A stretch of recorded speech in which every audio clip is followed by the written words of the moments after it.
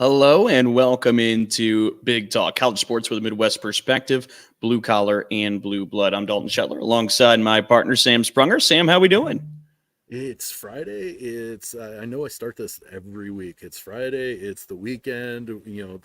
But that's the great thing. I look for that Chris Farley and Patrick Swayze Saturday Night Live skit where they're dancing for Chippendale.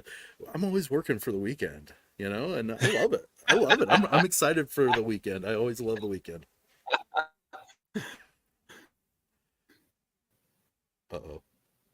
Can you hear me? Have me. My internet's showing that I'm buffering pretty good. Do you still hear me, Okay. Sam? I can hear you now. Yes.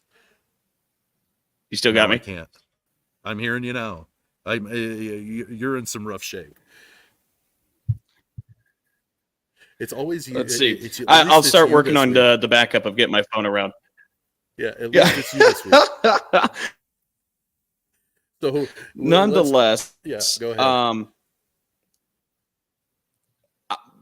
I'm going to get on my phone because I feel like this is not quite working right. So Okay. give me 1 minute. Well, I'll kind of set some things up while you're doing that. There are a bunch of things that have happened in the world of college sports, especially with the Big Ten that involve the Big Ten. I guess would be more a better way to put it. Wouldn't you think, Dalton? That a lot has happened in the past few days with the world of college sports that involves the Big Ten. It's not necessarily Big Ten specific, but it involves the Big Ten with the CFP new 5+7 model for the CFP coming out. We're looking at something that we haven't ever experienced before, and so there's a lot of news out here that is affecting our conference.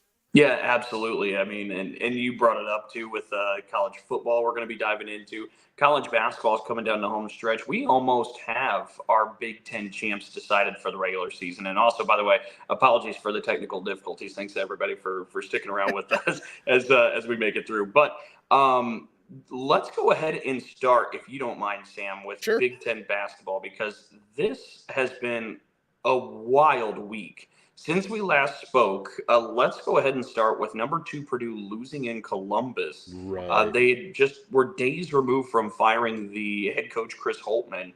Interim head coach Jake Diebler gets the assignment to be the interim guy, and they have to host number 2 Purdue right away, the best team in the Big Ten. And you're kind of sitting there like, oh my goodness, Jake, best of luck to you, man. I don't know what you're going to do. Yeah. But, see what happens. And they pull off the upset and an emotional win there in Columbus.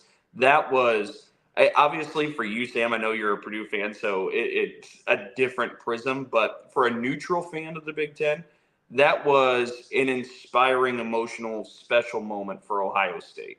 Well, and that was the thing that I looked at is, yeah, here's the way I've taken it as a whole is Purdue's going to lose some games. They're not going to be undefeated. There's a reason why it's been since 1976 since a team was undefeated throughout the whole season. It just doesn't happen. It's really hard to do, especially when you play in conferences where teams know you from years past and they know how to prep for you and they play you more than likely twice.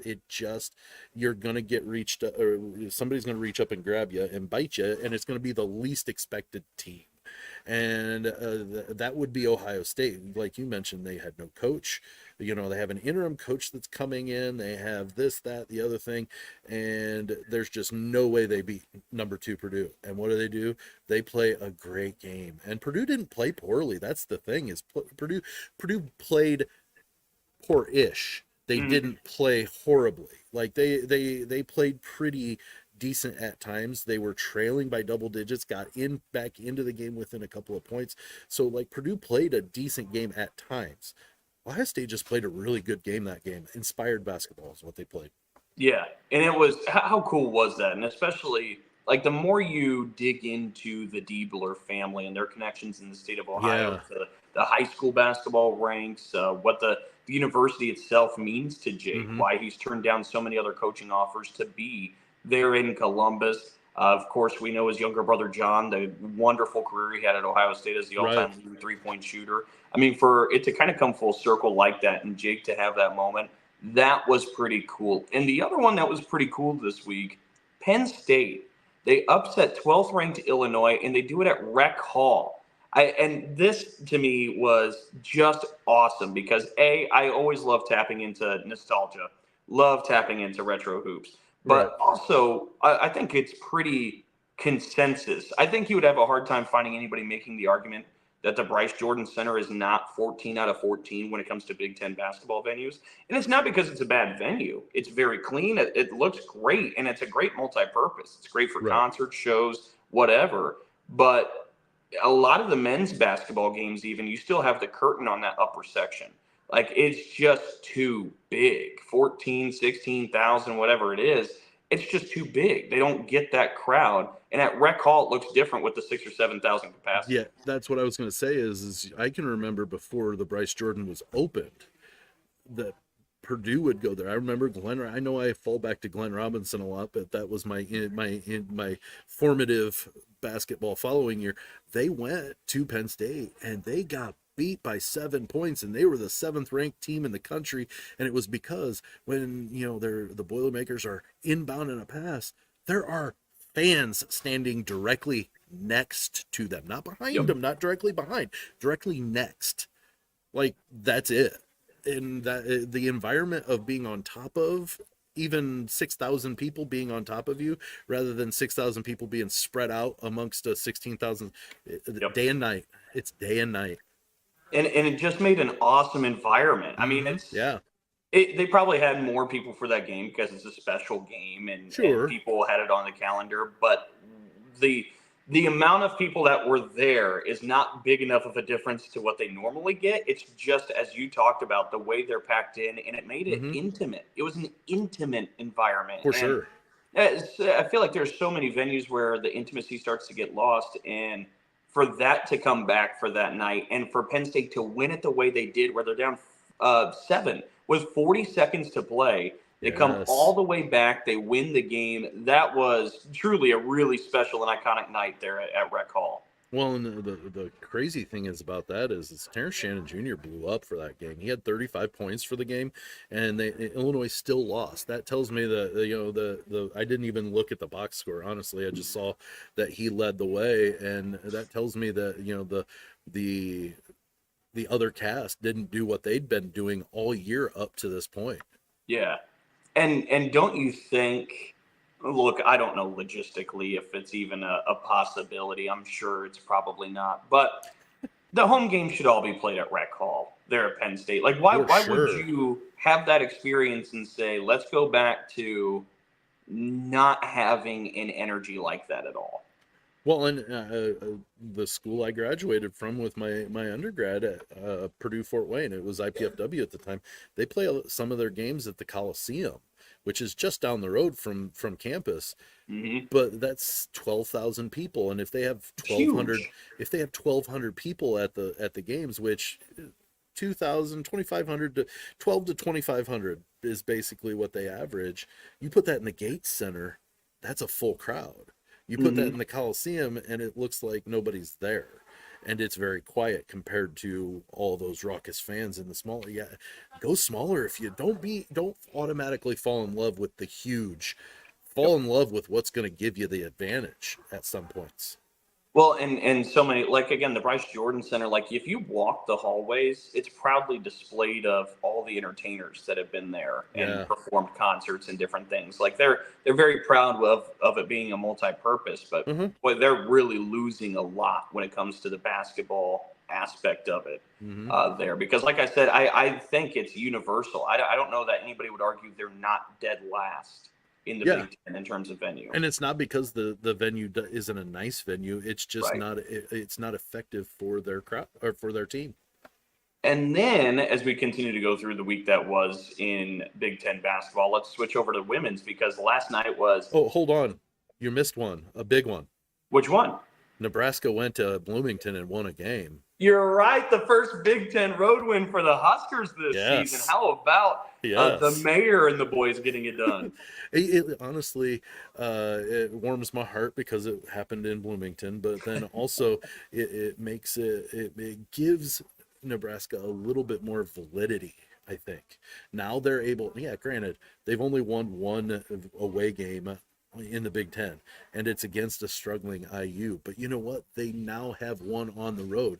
Yep. Maybe they've still got two more. They've got Ohio State and Michigan left on the road. They win both of those. That gives them 3 overall. And now, granted, that's out of 10. They're 3-7, but that's a heck of a lot better than 0-10, and that gives them a little bit more firepower in saying, yes, we belong in the tournament, and you know what? Maybe they could win a game or two. And again, they're the team out of the Big Ten that's most squarely on the bubble. Yeah. I think we're at a situation. I think Northwestern should be too, with Ty Berry being. And I think they're there, but I think Nebraska, if you look at like the metrics, they are Agreed. the closest one. I think Northwestern's probably done enough to or be strongly in right now to where they're not on the bubble necessarily, or they're at least on an inside lane ahead of Nebraska. Right. Maybe not by much, but they're in an inside track. And they took care of business against Michigan last night, so things are still going good for Northwestern. If they keep hanging in there, it'll work for the Big Ten. Yeah, Minnesota keeps finding ways. Honestly, this is a great game to play. If the season ended right now, and granted there's only 4 or 5 games left in the regular season, who's Big Ten Coach of the Year? And Ben Johnson. I was going to say, I have a hard time not saying it's Ben Johnson. And Minnesota is, what are they standing in the Big Ten Conference? 8-7 right now, a half game behind Michigan State. Which is 7th in the Big Nebraska. Ten. And Nebraska. So they're in 7th place in the Big Ten Conference. But preseason, they were supposed to be 14, I believe. I believe they were predicted dead last, and they get to 7th. And I don't know. If they win 2 more games, Dalton, they're guaranteed a 500 record in the conference.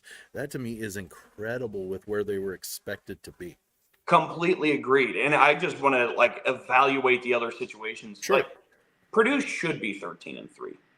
Or at least sitting at the top of the conference. At least. Yeah. If Purdue was 16-0, we would have a conversation about Matt Painter. But the bar's too high for the talent gulf that Purdue has on everybody else. Agreed. Yeah. Northwestern 10-6. I mean, if they win a couple games down the stretch without Ty Berry, you could talk about Chris Collins. Sure. The way and Chris Collins would be back to back. He won it last year. Wisconsin, the way they've nosedived. It's kind of out of question. And you remember Mike DeCourcy said that the only way he thinks Greg Gard gets it is if they win the conference. Which makes sense to me. Yeah. And kind of along the same line, Brad Underwood at Illinois, 10-5 in conference play. I'm not sure it's enough. Nebraska 9-7. I think you could have a conversation about Hoiberg. I think he's in the top 3, but I don't think he's winning it. Yeah. There were a few expectations of Nebraska. Yeah. There were some expectations. Minnesota, there were none. I like the way you framed it there with Hoiberg maybe being top 3. I think you got Hoiberg. I think you've got Ben Johnson, and I think you've got Chris Collins. I agree. One of those 3 has to be your Big Ten Coach of the Year. If it's anything outside of that, I'd be kind of surprised. The only one, and I would be too, but the only other one would be Matt Painter, I think. Yep. And I agree. They should be there. So honestly, he's doing his job. He's not superseding. If they were undefeated, then it'd be another conversation. There's a different conversation, but they're not. And so, I agree that it's those 3. I think in my book, anyways, if I were a voter, it would be Ben Johnson, Fred Hoiberg, and Chris Collins in that order. The women's side is interesting too, and we can get to that conversation in a little bit. But let's go ahead and talk about those games that happened last night on the women's side, because this was fascinating. In a packed Assembly Hall, sold out. The line was wrapping around the sidewalks hours before tip-off. It was Iowa and Indiana tipping off from Bloomington, Indiana. And the Hoosiers just came out of the gates with their hair on fire. You could tell this did not sit well with them the way they lost last time. There just was chippiness, a physicality the entire game, and Indiana was just simply not going to lose last night. Well, and they sure showed it too, winning by 17. Goodness gracious, and Caitlin Clark being held to 24. Well, and that's the thing that. Sorry to interrupt you, but no, you're fine. Clark was frustrated, and Indiana absolutely bothered her. And then you look at the stats at the end, and she has 24 points, 10 boards, 9 assists. Like, it just goes to show again, like, what the standard of greatness is She with Caitlin struggled. Clark. And she did. She did Yeah, not I have a great know. game. She went 8 of 26 from the floor, 3 of 16 from 3. Indiana was absolutely flustering her, had her a bit rattled, and they were just in her grill all night, just did not back away. Yeah, I honestly didn't think that it would be possible that I'd see Iowa with 3 conference losses. I really just did not see that being a thing. Did I see maybe them losing to IU and Ohio State? Yeah, but I just didn't expect more than that, and their season is far from being lost.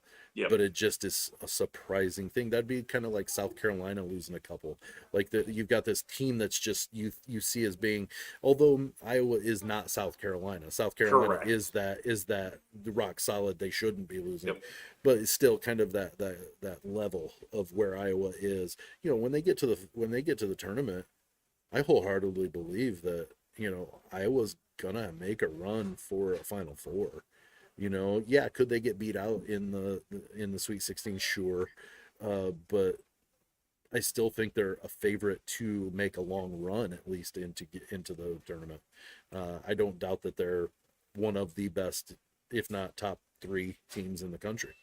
And right now they sit 4th in the country Right. with the rankings, so it kind of backs up what you're getting at. But I found this to be fascinating because now both Indiana and Iowa have 3 Big Ten losses, and Ohio State's still sitting there with just 1 Big Ten loss. And only 3 more games to play. Ohio State could win a share of the Big Ten championship this weekend. Yeah. If they win, and I have to pull up the schedule. I had it on my phone, which of course is now how I'm talking to you also. Yeah. That's great. But Sunday they play Maryland. Yeah. It's Ohio State and Maryland in Columbus. Which is not an easy win. I mean, even if Maryland has struggled, that's not an easy win. Yep. So that's going to be interesting to see. But Ohio State right now, second best in the country. They got a win streak of, I believe, 13. Yeah, 13 wins in a row. Ohio State is destined at this point to become Big Ten champs on the women's side. And the big question sits, can either Iowa or Indiana climb enough to tie them? I think Iowa could, but it's a tough road ahead. Okay, so they're full games behind Ohio State right now. So they've got a hope for Maryland or Michigan, which Michigan has beaten them this year. That's the only Ohio State Big Ten loss. Correct. If they can, if Maryland or Michigan can beat Ohio State, then Iowa on the last day of the season can tie for the Big Ten championship. Because they play each other head to head. Correct. Yes, they play each other head to head. And the only thing about the Michigan comment, because it's fair, but it's now senior day at Ohio State. I don't disagree that it's going to be a tall order. Not at all. Correct. No. And I know you weren't insinuating, but you were just framing that the fact that they have beaten them, and they have. But just for the listeners who maybe aren't aware, it's going to be a completely different beast. They played them in Chrysler Arena on Super Bowl Sunday, and Michigan, from what I saw, was playing a little bit out of their minds compared to what Ohio State is. So, and if you look at the record, Michigan's 7-8 right now in the Big Ten. So they're not setting the world on fire against the other teams other than Ohio State. So it just kind of lends to they played a really, really strong game against Ohio State the first time. It's going to take that and then some the second time. So that kind of brings up, since we were talking Big Ten Coach of the Year on the men's side, for the women, who do you go with? I'm not familiar with coaches' names, honestly. Okay, I can help. I think Michigan State. I think Robin has done a fabulous job, having them at 9-6 and 19-7 overall. That is an amazing job for a first-year coach that didn't necessarily have a ton in the cupboard. He had stuff in the cupboard, but not a ton of stuff in the cupboard. And you had injuries, so she's done a fantastic job. But then we have Ohio State. While we knew they'd be good, did we know they were going to do this? I don't think we can honestly say that we did. We thought, well, they could win. They could sneak in and win the Big Ten or whatever. They're doing it convincingly. So I don't know the coach's name at Ohio State. So Kevin McGuff. I think McGuff then is probably a 1A. Like those are my two. Those are the only two that I really think that maybe. Those are my front runners for the Big Ten right now because of the jobs they've done over expectation. Those are, I think, the exact two front runners there should be. Like I'm with you, but I would flip flop the order, and I go Robin 1A and I go Kevin 1B. And the reason why is because, I mean, you mentioned from what Michigan State brought back a year ago, and by the way, again with preseason expectations, Ohio State we put in that top 3 class. We said it's going to be Ohio State, Iowa, Indiana. Let's see what shakes out. I got a question real quick before you go any further. Sure. How do you preface it? Because I said 1 and 1A. Is 1 better than 1A, or is 1A better than 1? Oh, I thought I said you were doing Freilich 1 and McGuff 1. I thought 1A. you just accidentally left a letter off. I didn't know No, 1 no, and 1A was an option. Yeah, one. To me, I've always done it. One is the number 1 choice, and then 1A is the close second. So that's funny. Okay. So I'm in the same order as you, Freilich. So we agree then. Yes, we agree. Yes. That's hilarious, actually. But for Michigan State, they were projected to be 9th, 10th in the Big Ten in the preseason. They brought back a roster that lost Kamari McDaniel, who was their leading scorer. They lost Matilda Eck, who transferred to Virginia Tech. Those two combined for about 28 points a game. They lose Tyre Parks, who transfers to Ohio State. And then throughout this season, in a year where they came into it with not a lot of height already, they lost Isa Alexander to a season-ending injury, who's 6'3". They lost Mary Meng, their freshman, at 6'5" to a season-ending injury. And they lost Gabby Elliott, who was their leading rebounder for a while, to a season-ending injury. So it's already a short team going in, and they had concerns. And they lose 3 of the bigger bodies they have that can get in and especially get rebounds when you include Gabby. Right. So now they have no size. Michigan State's been playing a guard at the 5 all season long now with Julia Ayral. And Ayral's averaging 15 points and 7.5 rebounds a game. Like they've tweaked it where instead of it being a disadvantage, Ayral will catch in the high post and the bigs can't quite handle her as she goes to the face-up game and just turns it on its head.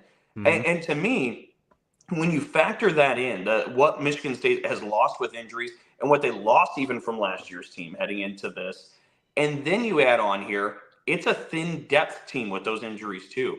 It's a 7-player rotation. One of those players transferred in from Bowling Green with Robin. The other 6 are returners from last year.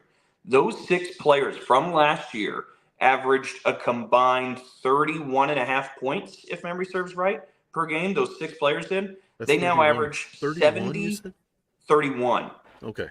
They average now 73 points a game. Wow. Those 6 players have had an increase collectively of 41 points a game. And so when we talk about coaching and we use the different formulas, that's 133% improvement. It's that kind of incredible what Robin's been able to do with this team.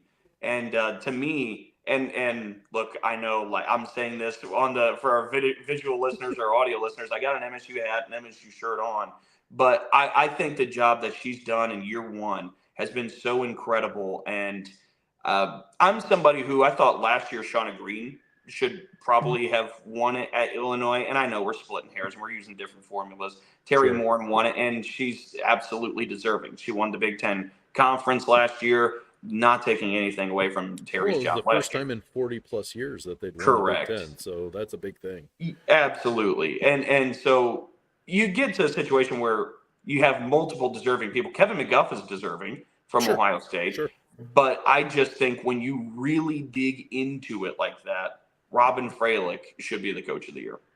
I don't disagree. The fact that she's done what she has is just, and I've listened to games and stuff, and then also through talking to you, understand that that she's what kind of job she's actually done there, and people can say, well, she doesn't do much, she's just the coach. Well, that you've got to have a winning attitude, you've got to start a culture, and Michigan State didn't have that coming out of last year. Not that the coach was garbage, it was just that environment was different, and they needed to get a new environment in there and a new culture, and she's done that from day one, and it is starting to look really nice, really green in East Lansing. No, it's been something else. So I'm curious how it goes, because women's basketball only has one more week in the regular season. Next weekend finishes out the regular season on the women's side, and then they've got the tournament. And then it's just downhill from there in a good way, Dalton. Yeah. We're just tournaments all over the place. And I'm so excited because I think for the women, they got a couple bubble teams. Maryland, Michigan, both of them are sitting on the bubble. Right. Minnesota's hanging around. I tell you what, Illinois could get in there too. With what they're doing. The way they're playing now, they're absolutely a tournament team. The question is that hole they dug too deep for themselves? Right, because they're only 13-12 overall. Yeah, they were pretty darn dreadful before. Yes. So it's a matter of if they can win some games then in the rest of the Big Ten, and then in the Big Ten tournament, you might get them being a little bit more involved in tournament talk. And I almost believe Illinois is at a point where they have to win the Big Ten tournament. So? But the way they're playing, it's not out of the realm of possibility. They just beat Indiana by 20, who just beat Iowa. Yeah. That's the kicker is IU was coming off a huge loss to Illinois, and who they have next? They have Iowa. So they're staring at a 2-game losing streak, square in the face, and they said, no. And Indiana still has not lost at home in women's basketball this season. They have, I think, the 11th longest streak in the country. And we talked about for regular season games, they haven't lost in a couple of years. The only loss they had was last year in the NCAA tournament to Miami in the second round. They are 14-0. They are 14-0 at home. I mean, if you're going to play Indiana, play them anywhere but Assembly Hall. Who beat Ohio State? They beat them at Ohio State. What'd you say? Who beat Ohio State at home? Ohio State's 13-1. Yeah. Let's see. I accidentally clicked on IU. Let's see. They lost to USC on a neutral site. Right. And then I thought they lost to UCLA. They lost to UCLA 77-71. So they lost 2 Big Ten games, in other words. Right. Do you think Iowa can petition for those to be included this year? That's a great idea. But and UCLA, for folks who don't follow nationally women's basketball, UCLA at the time was ranked second. They're still one of the best teams in the country. So it's not a bad loss at all. They're good. Yeah. And that other loss to USC, USC's got one of the best players in the country in Juju. They're good. So there's all of these losses. The poor loss is Michigan. Yeah. The bad loss is Michigan to them. And I mean, A, rivalry game, B, different styles of play. Michigan kind of grinds you to death this year with that squad, and Michigan played well in that one. And that one's the head scratcher. I won't go as far as saying a poor loss. It's just a head scratcher because it could still be a tournament team. Right.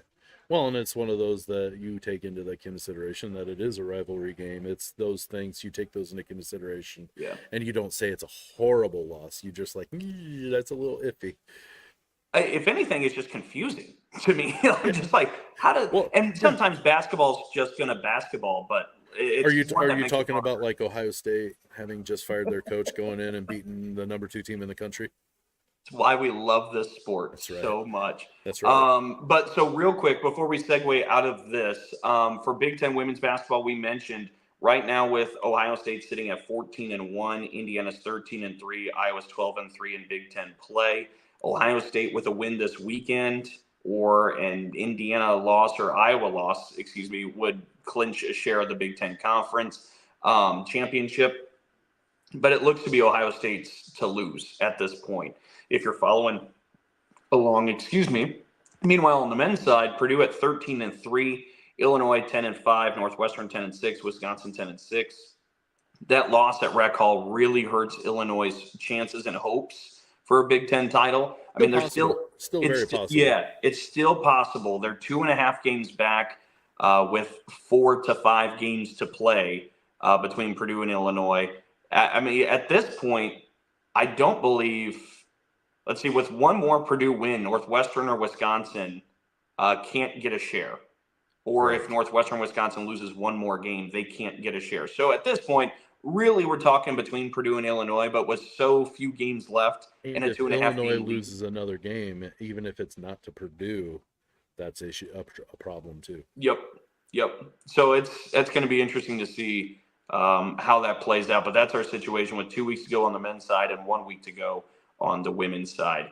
There was some other news that we wanted to get to. College football ramping up with a little bit of a news cycle bit this week where the always got to be doing something, don't they? I know. Take our time, our fun time, and just have to settle it.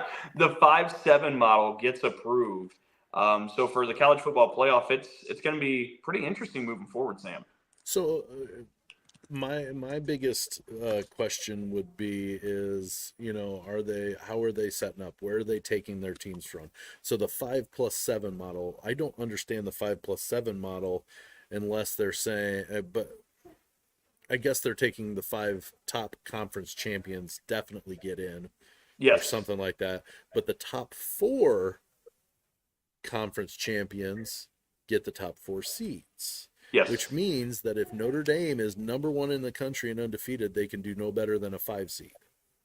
And I don't believe, so I'm looking here at CBS Sports, and I'll read this section here. The College Football Playoff Board of Managers unanimously approved a change to the 5+7 model as the expanded 12-team field debuts in the 2024 season, awarding automatic bids to the 5 highest-ranked conference champions with 7 at-large bids filling out the field. So you imagine with the Pac-12 dissolving, you have the 4 of remaining Big power 12, Big 10, SEC, ACC, and then whatever other conference has the next highest rated, those get the top 5. And then the rest are the rest of. So is Notre Dame considered a conference champion after the 4, or is it they can't be higher than a 6 seed? You know what? So they can't be a conference champion, right? But to your point, I think it's the top 4 seeds go to the power conference champions. And I think maybe it's just the next highest rated conference champion gets an automatic bid. That doesn't put them at 5. They but just Notre get Dame an could automatic still be bid. the 5 seed because they are rated higher. I believe that's how that works as we continue to still learn at this point. We've been so deep in basketball. That's where we're switching back. And I've been saying this for a really long time. Does this force Notre Dame to join a conference? Is this going to be a big enough of a wrench to keep them from hosting any games, like whatever model they come up with, to where they're hosting a game or something? Does this prevent them, or does this push them into joining a conference? I don't think so. You still think they're going to hold on for dear life, huh? I just don't think the idea of the top 4 seeds is enough to motivate, because now you still have complete control of your schedule, except for the 4 ACC games you have to play. How do you make it into the top 5 if all of a sudden these conferences say, no, we're not going to honor your agreement? We've got to have conference games. The Big Ten's going to have 18 people. You mean with the scheduling flexibility? Nobody else is going to be flexible enough. Yes. Well, I thought that would be an issue for a while now, and they've still been able to navigate those waters. But Dalton, we haven't gotten to the super conference point yet, and we're getting there. I don't think the Big Ten's done adding teams. I don't think the SEC's done adding teams.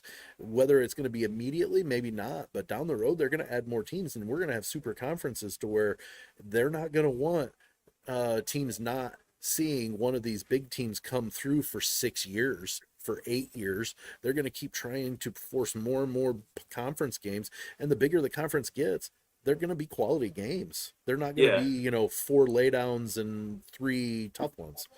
Well, I would say if Operation Pangea happens, where all the conferences come together in one, that might be a breaking point for Notre Dame, But as it sits right now, like what this itself, I don't think moves the needle for Notre Dame.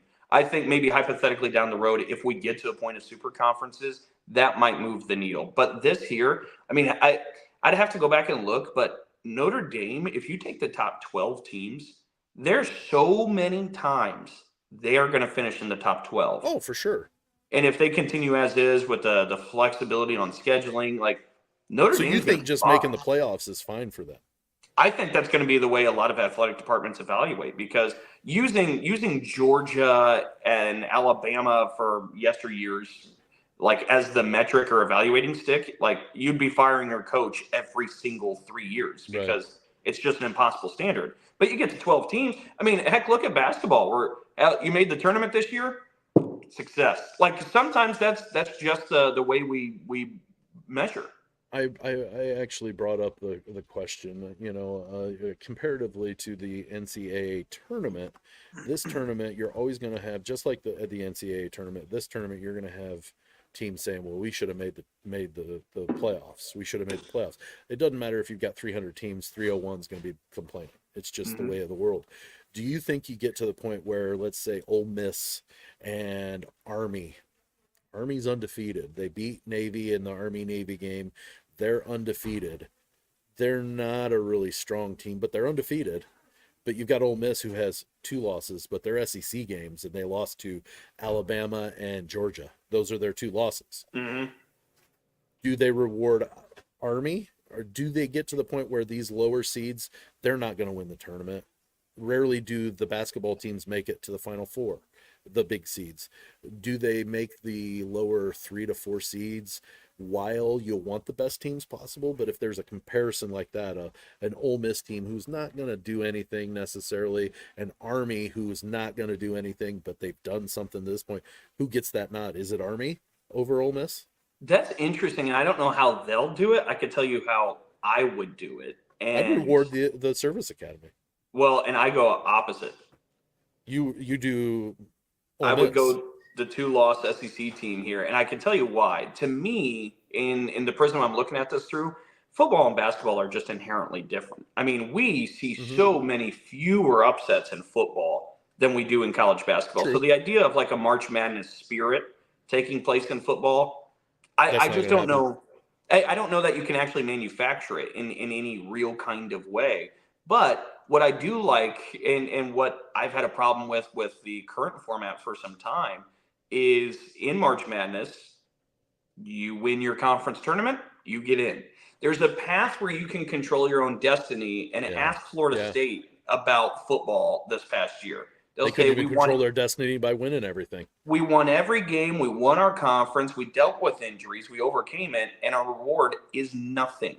And to me, that's been the issue with the system. And I'm not even saying the playoff made the wrong decision by keeping Florida State out, but it's definitely a flaw in the system if you can win every game and not be rewarded, and we're in search of an absolute national champion. So the idea of the automatic conference champs getting in, that's the start. That's what I've always wanted to see. I'm curious why we ever went to, well, I know, money, but I always thought 8 was a more appropriate playoff than the 12. There's no buys. There's no messy buys. It's just straight up everybody plays throughout. At the time where I thought it would happen, you'd have 5 automatic qualifiers and 3 at-larges, and that made sense to me. Now you do 4 automatic qualifiers and 4 at-larges, but nonetheless, yeah, I find that part interesting. Football's just inherently different. We've seen in the playoffs over years, this is the first time we've had 2 good semifinal games. Usually one's fairly competitive and the other one's a 40-point beatdown. Right. So I don't think it's going to be a great mirror of like what March Madness is for football fans, even though that would be amazing. But I think this will help reward winning in a better way. I just was curious as to, like, a team that, and even you could even take it to the extent, I think there are going to be plenty of 2-loss teams making this tournament. Mm-hmm. Let's even pull it down to a 3-loss. Like, at what point do you go, okay, Army is the better team to choose, or is it ever? You know what I mean? I mean, And it'll work itself out. Like I remember years ago, Western Michigan was a top 10 team by the end of the season. They played Wisconsin in that bowl game. yeah, I think we'll see those instances, yeah, I think so too. which is fine, and it's healthy for the sport. Yeah. Yeah, I'm not against one of those lower teams getting in.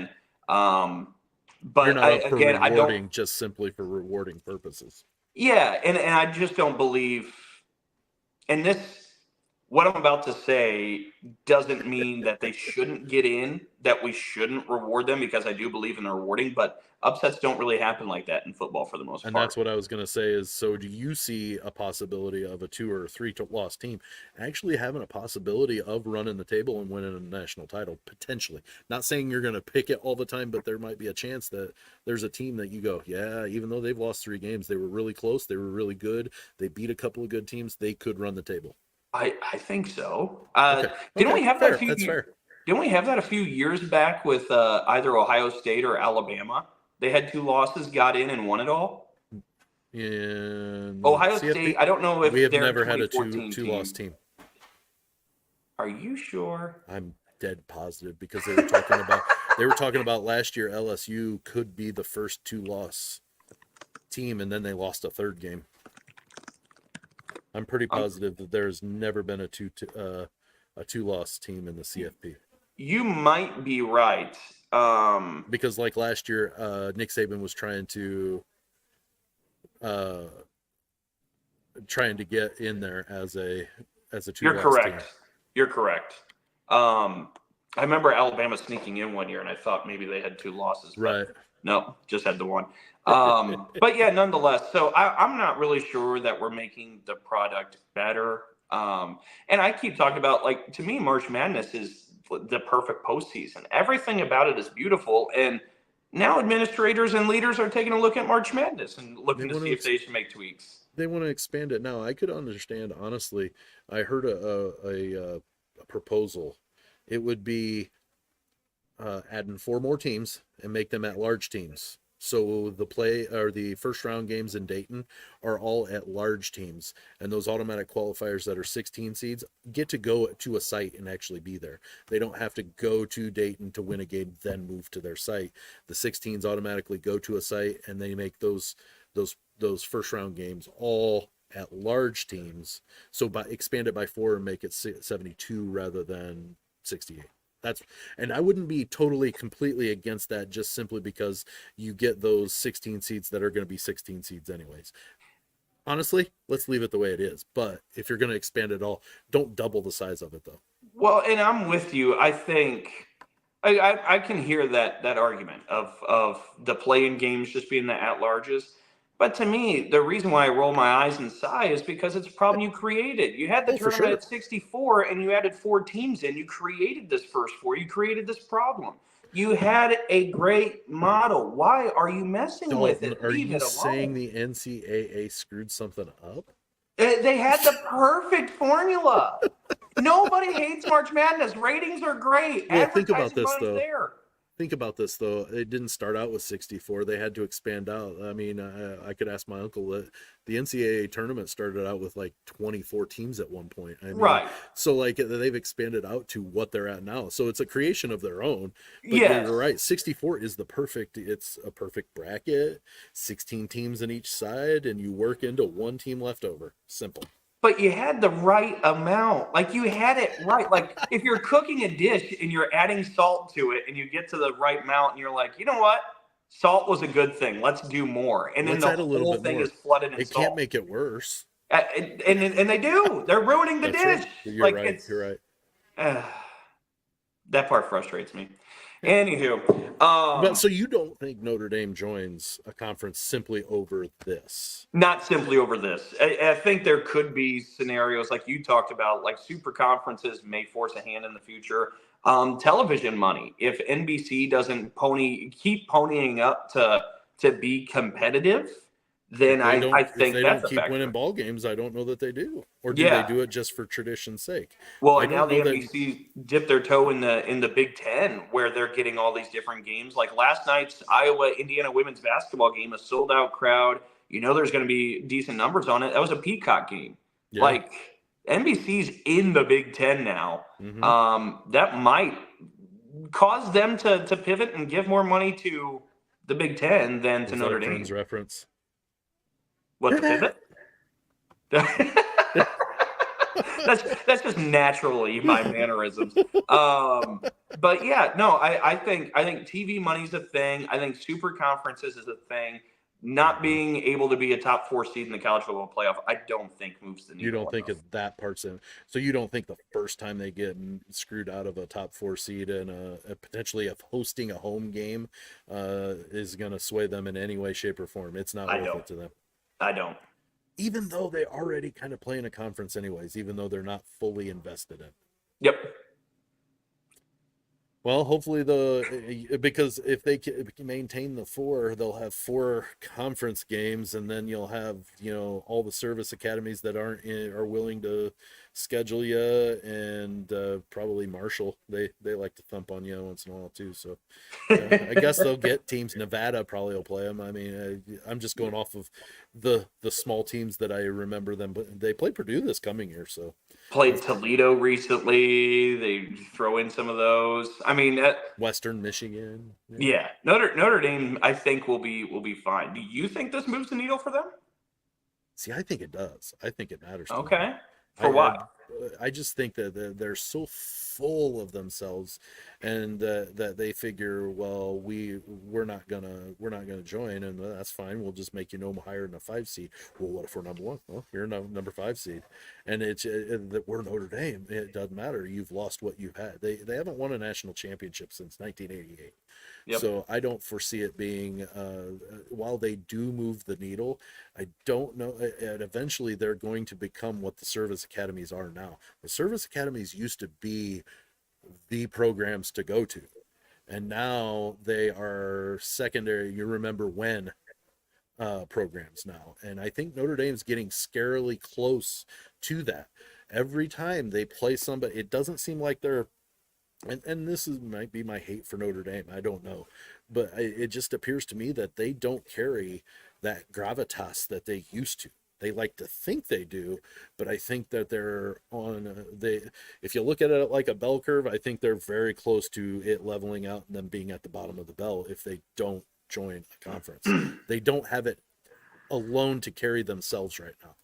Well, and I would say, to your point, I believe you're right. I don't think it's the same gravitas they once carried. But I do, like, recently there was the conversation that made national discourse on ESPN about, is Notre Dame relevant? And Notre Dame's relevant. I still think they're relevant. Yeah. Notre Dame's fan base, it's still rather large. Oh, yeah. Like, rabid, too. Yeah, and they're still super unique. Like, they are relevant, even if they're not winning all the games. Like, Texas has been relevant, even though just last year they got kind of back into really competing the last couple of years. Well, there's a reason why the SEC wanted them along with Oklahoma. Yeah. Like, the Big Ten's wanted forever Notre Dame to join them. Like, that's been a thing for a while because they are relevant. Are they relevant on the football field? It depends what your standard is. If it's nationally, not really. Like, if it's Purdue standards, they're great. You know what I mean? Like, there's a lot of teams that would kill for 11 or 12 wins, and they've had a couple of those years in the last 5. But overall, like, no. Georgia and who's another good example to use now that Alabama's Nick Saban's gone and we don't know, but we'll just use Georgia as the measuring stick. They're not shaking in their boots over Notre Dame and Athens. They're not worried about it. Right. And that's why I kind of think it matters to them. Look who we are. We're Notre Dame. Well, you're not going to be higher than a 5th seed because Notre Dame, because you ain't got a conference. And then they're like, okay, well, if we join a conference, we can still be Notre Dame, and they've been part of a conference before, so it's not like they've never been in a conference. Well, and what matters to them? Is it just to be able to have the unique and alternative way of doing things and saying, we have money, we're special, we have the only one TV contract deal in the country, so we're special, and that's us at Notre Dame? Or is it winning football? Honestly, I don't know anymore because they're making it so apparent that what you just rattled off matters. Like we get to schedule our own. Why does it matter? If you get to schedule 3 of your own games and the rest of them, all the other 9 are taken care of, you're playing USC, you'll get that guarded. If you're in the Big Ten, you'll have USC guarded. USC Notre Dame during Thanksgiving weekend, the same time Michigan and Ohio State's going. Come on, you can't tell me that that's not must-see TV on Thanksgiving evening. Or back to getting Michigan every year, or most years. Lower rung, Purdue, Michigan State. Those rivalries that they've played, they're built into your schedule now. Mm-hmm. And I see the value in what they do, and it's a part of their identity. I see the value in having a TV partner like that. I get that, yeah. And so I guess what my point is if you had to dissect the anatomy of Notre Dame's identity and what they do take pride in, maybe the uniqueness means more than anything else, because if they do take just as much pride in actually winning football games, as you said, the last national title came in 1988. That's 36 years ago. I mean, so if they do take pride in that, they're failing. Right. And that's like, why, you know what I mean? That's why I'm to this point where, I would think that the new regime, Swarbrick's gone, and the new AD, who makes those choices for Notre Dame? Is it the AD or is it the higher ups and it just looks like the AD is that influential? Really, I honestly don't know, because if it were the higher ups, I'd be wanting to win football games. Yeah. Personally. Because you're going to make millions upon millions anyways. The money's I was going to say, I don't believe it's mutually exclusive, by the way, too, that you are either going to be unique and keep your TV deal structure at this, or win football games. But, I mean, we lived through the days of the 2000s of Notre Dame football. It was rough. Ty Willingham, while he was a nice guy, was not a good coach at Notre Dame. Yeah. Like it just, and they went through 3 or 4 of them. Right. So I don't know. I suppose that would be my big question to Notre Dame when they're trying to make these decisions. And it's just an interesting part of the Notre Dame conversation, because how do you handle a school that has so much tradition, has so much winning in its history, but just has struggled to climb that mountain in the last 36 years. I applaud, though, the CFP for just saying, look, you're Notre Dame, that's great. You don't get special treatment because you're Notre Dame. Like, they've just said, no, that's great. Like, I think it would be a completely different story if they'd won any national championship since 19. And I'm not joking about that. They might say, okay, well, even though we'll let you be independent and still be in the top 4 seats. No, it doesn't matter. You've been irrelevant on the field for years. You might be Notre Dame, but you're not getting that special treatment in the tournament. It just isn't happening. So I don't know. I think it could. Let's say it this way, because I'm not 100% convinced that Notre Dame is completely scared of that, of people not thinking they're relevant. Right. But I think that does creep into their head, and it does matter to them to some extent. And again, it just doesn't matter compared to what they'd be giving up. And at some point, kind of to your point, like if Notre Dame had won a national championship, maybe the conversation about them is different. If Notre Dame, just go win. Go win. Yeah. If you want to be special, just go win. Yeah. And they got the resources to do it. Don't talk about how special you are. Show us how special you are. Yeah. No, I kind of think along those lines. But anyway, we dove into a lot of Notre Dame by the end of it. But that was interesting. Big Ten basketball. Looking at Saturday's matchups, not a ton. On the women's side, you have Rutgers at Michigan State, Michigan at Northwestern, Minnesota's at Nebraska. On the men's side, Indiana's at Penn State tomorrow at noon, and Iowa goes to number 12, Illinois. Real quick, I'll pull up Sundays before we get on out of here. On Sunday, Ohio State on the men's side goes to Michigan State. Maryland goes to Rutgers. Purdue goes to Michigan. Minnesota goes to Nebraska. And I suppose what is the game of the weekend? Minnesota at Nebraska. That's the only one that really sounded off an alarm. Same with you, right? Like I don't have a better matchup than that. I'll watch the Purdue-Michigan one, but I'm not anticipating anything. And if I had to choose another one, it would be the Minnesota-Nebraska. Yeah, if Minnesota could win at Nebraska, go. Ben Johnson for Coach of the Year nationally. Yeah, no kidding. Getting the Huskers their first loss there in the Big Ten at home. Something Purdue couldn't do, something nobody else could do. That alone should be the resume stamp. That's right. Right. Did you win in Lincoln? You did. You're not the Cornhuskers? Okay, you get it. You're number one in our book. On the women's side on Sunday, Illinois goes to number 4 Iowa, which could be interesting given how Illinois has played recently. Purdue they get a win. What do you think that does for them? For Illinois? Yeah.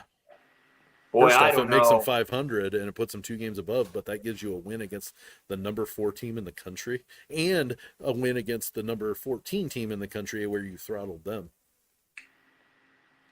That's a good question because it still just does give you your 14th win. Right. But what does that look at those wins though? Those 2 wins that got you over 500? I think it starts getting you closer, but I still don't think you're in. You still need some big wins. You need, Illinois, they dug themselves a huge hole at the beginning of that season. With the non-conference, they went 6-4 in the non-conference. And then but I think that well in the Big Ten either. Yeah, and maybe the game of the weekend on the women's side is Maryland at number 2 Ohio State, 2:00 Sunday. Ohio State wins it; they win a share of the Big Ten title, guaranteed with a week to play still. If Maryland wins it, they're going into the NCAA tournament, and what is the most down year Maryland's had with Brenda Freeze in so long. They're still going to get into the tournament if they win this one. They still might, even if they lose it. They'll get moonwalking in. Just moonwalking right in. But so anyway, that's what's on tap for Big Ten basketball. On the way out the door, Sam, you want to let everybody know where they can find us? Absolutely. The TikToks, the Instagrams, and the platform formerly known as Twitter, we are at B1G_talk. That's B1G, Dalton, not BIG_talk. Big Talk. Yes. Look, how many is that? 1. Yes. And then for Facebook, it's B1G Talk, Big Talk. Do not click on all Big Talk. They're nice people, I'm positive, but that's not us. No Big Talk. No all Big Talk, just Big Talk. Cross out the all. Yes. But we are streamed weekly on the ASAP network, 9:00 in the morning every Friday. We are live on ASAP, and then later that day, our podcast version of the show comes out through Lounge Media Group, and it is also available in the video stream on Spotify. All right. So again, that'll do it for another edition of Big Talk, college sports with Midwest perspective, blue collar and blue blood. A big thank you to all of you so much for tuning in and joining us for this week. Everybody have a great weekend. For Sam Sprunger, myself, Dalton Shetler, so long. See ya.